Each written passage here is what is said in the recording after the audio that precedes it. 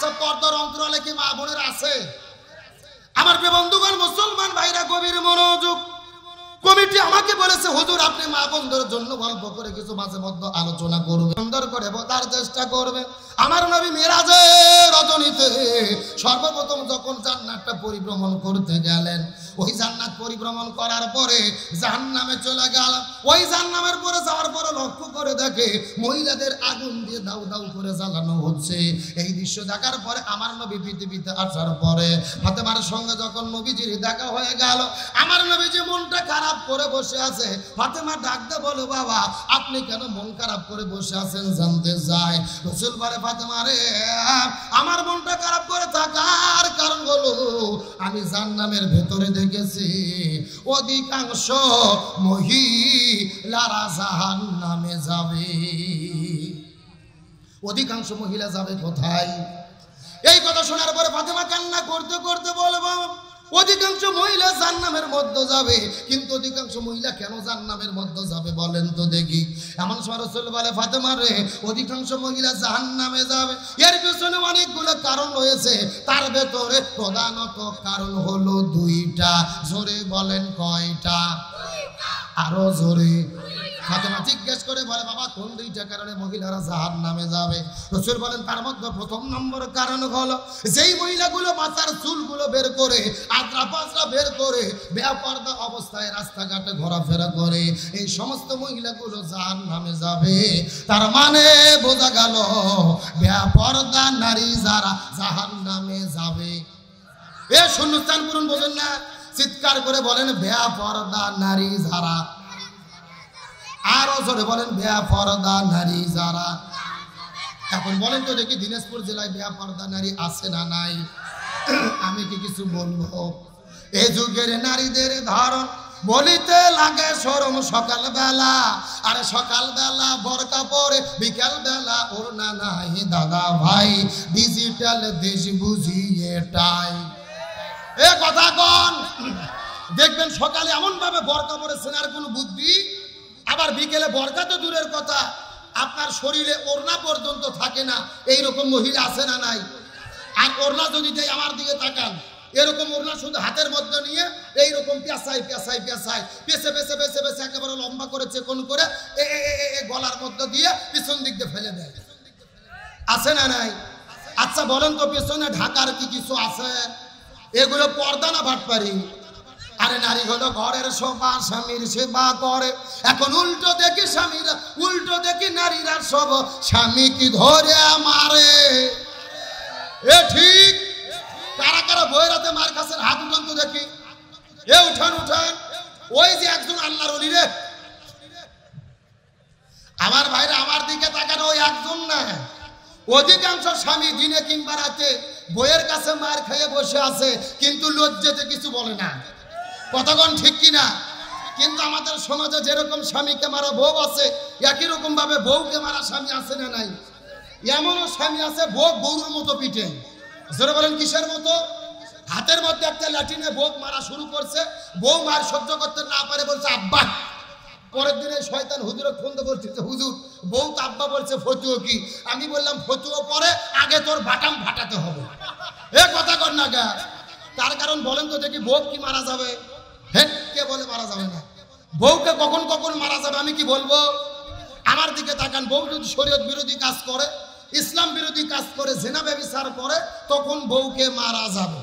এখন ভাইবেন কোথায় কোথায়? আমার দিকে তাকান। মাথা বাপ, মুখ বাপ, পেট বাপ, পিঠ বাপ, কোমর বাপ, মাজা বাপ, হাঁটুর থেকে শুরু করে নিচ পর্যন্ত। কথা কি বুঝেছেন? আর যেই ব্যাতে মারবেন এই ব্যাতের পরিমাপ হবে 1 বিঘের অর্ধেক, মানে হলো 1 মুষ্টি। এই ওয়াজ আমি গত বছর গাইবান্ধা জেলা করেছি। একটা যুবক বলতেছে হুজুর 1 মুষ্টি ধরবো কি আর মারবো কি? তখন আর একটা যুবক বলতেছে হুজুর ধরার পরে যদি কোনো মতো মাথা বার হয়ে থাকে ওই মাথা দিয়ে ঘুতো দেবো হুজুর। এইরকম বাটপার আছে না নাই? ও তাও ভোগ মারবে। বলেন তো ভোগ মারলে কি বউ ঠিক হবে না? রাসূল বলেছেন মহিলাদের সৃষ্টি করা হয়েছে বাম পাজরের বাঁকা হাড় দিয়ে। জোরে বলেন কি হাড়? এখন বাঁকারক যদি হাতিতে মারে সোজা করতে চান সোজা হবে, ভেঙে মস্কে যাবে। এই জন্য বউদেরকে মারে নয়, বউদেরকে ভালোবেসে সোনা ময়না কলজে টিয়ে বাকি বলে আপন করতে হবে। জোরে কোন সুবহানাল্লাহ। মেয়ে মানুষ যা খুশি হয়েছে ভাই, যেই রকম হুজুরি তো দরকার। তাহলে চিৎকার করে বলেন বেপরদা নারী যারা, আরো জোরে বলেন বেপরদা নারী যারা। এই কথা শোনার পরে ফাতেমা ডাকতে বলে বাবা, আপনি তো বলেন দুই প্রকার মহিলারা জাহান্নামের মধ্যে যাবে। প্রথম নম্বর প্রকার হলো বেপরদা নারীরা জাহান্নামের মধ্যে যাবে। দুই নম্বর কারা জাহান্নামের মধ্যে যাবে বলেন তো দেখি। এমন সময় রাসূল বলে ফাতেমারে মনোযোগ দিয়ে শুনে নাও, যেই মহিলাগুলো স্বামীর খেদমত করে না, স্বামীর কথা মতো চলে না, স্বামীর আনুগত্য করে না, ওই সমস্ত মহিলাগুলো জাহান্নামে যাবে। তার মানে বোঝা গেল স্বামীর অবাধ্য স্ত্রী যারা জাহান্নামে যাবে। এই কথা শোনার পরে ফাতেমা ডাকতে বলে বাবা, এই জন্য আজকে থেকে আমি শপথ গ্রহণ করলাম, আমি পর্দার বিধানটা মেনে চলবো আর স্বামীর খেদমতটা ভালোভাবে করব। এই কথা বলার পরে রাসূল ডাকতে বলে ফাতেমা রে, তুমি যদি 5 ওয়াক্ত নামাজ জামাতে পড়ো, রমজান মাসে রোজা রাখো, পর্দার বিধান মেনে চলো আর স্বামীর খেদমত করো, আমি তোমার জন্য সুসংবাদ দিতে চাই। আল্লাহ তাআলা বলেছে তুমি ফাতেমা হবে জান্নাতি নারীদের সরদারনি। এই কথা শোনার পরে ফাতেমা মুস্কি মুস্কি হাসা শুরু করলো। রাসূল ডাকতে বলে ফাতেমা তুমি কেন মুস্কি মুস্কি হাসতেছো? এমন সময় রাসূল ডাকতে বলে ফাতেমা রে, তুমি তো জান্নাতের মধ্যে যাবে কথাটা সত্য, কিন্তু সর্বপ্রথম জান্নাতে কে যাবে তুমি কি জানো? ফাতেমা ডাকতে বলে যেহেতু আমি জান্নাতি নারীদের সরদারনি, আমি সর্বপ্রথম জান্নাতের মধ্যে যাব। রাসূল বলেন আরে ফাতেমা না, তুমি জান্নাতি নারীদের সরদারনি হবে, কিন্তু তুমি সর্বপ্রথম জান্নাতে যেতে পারবে না। সর্বপ্রথম যিনি জান্নাতের মধ্যে যাবে তার পরিচয় হলো একটা কাঠুরিয়ার বিবি, যার নাম হলো উম্মে জামিলা। নাম হলো জামিলা। জোরে বলেন নাম কি? আরো জোরে। এই কথা বলার পরে ফাতেমার মনটা খারাপ হয়ে গেল। রাসূলকে ডাকতে বলেন বাবা, আমার আগে জামিলা কেন জান্নাতে যাবে? আপনি একটু দয়া করে বলেন তো দেখি। এমন সময় রাসূল ডাকতে বলে ফাতেমা রে, তোমার আগে জামিলা কেন প্রথম জান্নাতে যাবে? এটা যদি জানতে চাও আমাকে প্রশ্ন করার দরকার নাই। অমুক জঙ্গলের মধ্যে চলে যাও, অমুক জঙ্গলের ভেতরে অমুক পাহাড়ের পাদদেশে উম্মে জামিলার বাড়ি। উম্মে জামিলার বাড়িতে যেয়ে তদন্ত করে দেখো উম্মে জামিলা কেন সর্বপ্রথম জান্নাতে যাবে। এই কথা বলার পরে পরের দিন সকালবেলা ফাতেমা বাড়ির মধ্য থেকে বের হওয়ার পরে আস্তে করে যাইতে যাইতে জামিলার ঘরের দরজায় যাওয়ার পরে বাইরে থেকে ডাকতে বলে বোন আমার জামিলা ঘরের দরজা খোলো। ভেতর থেকে জামিলা ডাকতে বলে কে ডাকে? ফাতেমা ডাকতে বলে আমি নবীর মেয়ে ফাতেমা। এই কথা শোনার সঙ্গে সঙ্গে ওই ঘরের মধ্য থেকে জামিলা অঝর নয়নে কান্না করা শুরু করেছে। ফাতেমা ডাকতে বলে বোন আমার জামিলা তুমি কেন কান্না কর? জামিলা ডাকতে বলে বোন আমার ফাতেমা রে, আমার কান্না করার কারণ হলো আমি নবীর মেয়ে ফাতেমাকে একটা বার সরাসরি দেখতে চাই। কাকে সরাসরি দেখতে চাই? ফাতেমাকে। ফাতেমা এখন কোথায় দাঁড়িয়ে আছে? তার ঘরের দরজায়। ফাতেমা ডাকতে বলে বোন আমার জামিল, আমাকে যদি সরাসরি একটা নজর দেখতে চাও তোমার তো কান্নাকাটি করার কোনো দরকার নেই, ঘরের দরজা খুললেই তো তুমি আমাকে দেখতে পারবা। জামিলা ডাকতে বলে বোন আমার ফাতেমা মনে কষ্ট নেবেন না, ঘরের দরজা খুললেই আপনাকে দেখতে পারবো, কিন্তু আপনাকে দেখা করার মতো কোনো সুযোগ নাই। আমার স্বামী জঙ্গলে জঙ্গলে কাঠ কাটে, সকালবেলা বাড়ি থেকে বের হওয়ার পরে সন্ধ্যা পর্যন্ত কাঠ কাটার পরে সন্ধ্যায় বাজারে বিক্রি করার পরে টাকা জোগাইয়া বাজার করে আমার স্বামী বাড়িতে সন্ধ্যায় বেরে তারপরে ঘরের দরজা খুলি। ও নবীর মেয়ে ফাতেমা মনে কষ্ট নেবেন না, আপনি যদি আমার সঙ্গে দেখা করতে চান আজকের মতো ফেরত চলে যান, আগামীকালকে আবার একটু কষ্ট করে আমার বাড়িতে আসবেন। আমার স্বামী যখন বাড়ির মধ্যে ফিরবে আপনার সঙ্গে দেখা করার অনুমতি নেব, অনুমতি নেওয়ার পরে আপনার সঙ্গে দেখা করব। তার কারণ হলো আমি স্বামীর অনুমতি ব্যতীত কারো সঙ্গে দেখা করি না। লিল্লাহে তাকবীর। স্বামীর অনুমতি ব্যতীত কারোর সঙ্গে দেখা করি। এখন চিৎকার করে বলেন আমাদের বৌদিরা দেখা করে কি করে না? এ কথা কর না কে? তাহলে জামিলা বলছে আমি স্বামীর অনুমতি ব্যতীত কারোর সঙ্গে দেখা। সুবহানাল্লাহ বলেন। আমার বন্ধুগণ মুসলমান ভাইরা গভীর মনোযোগ। সময় আমার বড় কম, আমি কোন দিকে যাব কথাটা বুঝতে পারতেছি না। 2-3 ঘন্টা আলোচনা করি, 1 ঘন্টার মধ্যে কি কথা বলবো, কোনটা ধরবো কোনটা ছাড়বো বুঝে আসতেছে না। তবে আমি আপনাদের মধ্যে আর 5টা মিনিট একটা মেসেজ দিতে চাই। এই কথা বলার পরে ফাতেমা মনটা খারাপ করে বাড়ির দিকে ফেরত চলে যায়। ফাতেমা মনে মনে চিন্তা করেছে, আমি বললাম নবীর মেয়ে ফাতেমা, আমার সঙ্গে দেখা করার জন্য কত মানুষ চলে আসে, অথচ জামিলার বাড়িতে চলে গেলাম, আমার সঙ্গে তিনি দেখা করলো না। মনটা খারাপ করে বাড়ির মধ্যে যাওয়ার পরে পরের দিন সকালবেলা বাড়ি থেকে বের হবার পরে আবার যখন জামিলার বাড়ির দিকে যাওয়া শুরু করলো, এমন সময় পিছন দিক থেকে ছোট্ট সন্তান হোসাইন ডাকতে বলে, মা গতকালকে তুমি কোথায় গিয়েছিলে? তোমাকে কিচ্ছু বলি নাই, কিন্তু আজকে আমি তোমার সাথে যেতে। এখন চিৎকার করে বলেন তো দেখি, হোসাইনের জেদ কম না বেশি, রাগ কম না বেশি? আমার নবীজি নামাজ পড়তে পড়তে নামাজের সিজদায় চলে গেছে। হোসাইন নবীজির পিঠের উপরে চড়ার পরে পাগড়িটা খোলার পরে নবীজির মুখের মধ্যে দেওয়ার পরে লাগান বানানোর পরে নবীজির পিঠের উপরে চড়ার পরে ওই নবীজির আপনার মাথার পাগড়িটা বের করে মুখের মধ্যে ঢুকাইয়া লাগাম বানানোর পরে নবীজির পিঠে চড়ে বলতেছে, ঘোড়া চল ঘোড়া চল চল চল। এই কথা বলার পরে নবীজি মনে মনে চিন্তা করেছে, আল্লাহকে সিজদায় দিতে চলে গেছি, আল্লাহ মনে হয় বড় রাগ করতে পারে। এই চিন্তা করে আমার নবীজি হাতটা বের করার পরে ওই হোসাইনকে যখন পিঠ থেকে নামাতে যায়, আল্লাহ ডাকতে বলে, ইয়া রাসূলুল্লাহ, আপনি হোসাইনকে পিঠ থেকে নামাবেন না, তার কারণ আপনি নবী যেমন হোসাইনকে ভালোবাসেন, আমি আল্লাহ তেমন ভালোবাসি। লিল্লাহ তাকবীর। তার মানে বোঝা গেল হোসাইনের গুরুত্ব কম না বেশি? আমার বন্ধুগণ, মুসলমান ভাইরা গভীর মনোযোগ। ফাতেমা হোসেনকে সঙ্গে করে নেওয়ার পর আস্তে করে চলে গেলেন জামিলার ঘরের দরজায়। জামিলার ঘরের দরজায় যাওয়ার পরে ফাতেমা ডাকতে বলে, বোন আমার জামিলা ঘরের দরজা খোলো। এমন সময় ছোট্ট সন্তান হোসাইন ডাকতে বলে, মা গতকালকে কি এই বাড়িতেই তুমি এসেছিলে? সুবহানাল্লাহ কোন।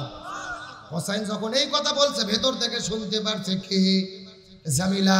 জামিলা আবারও চোখের পানি ফেলে কান্না করা শুরু করলো। ফাতেমা ডাকতে বলে, বোন আমার জামিলা, তুমি কেন কান্না করো?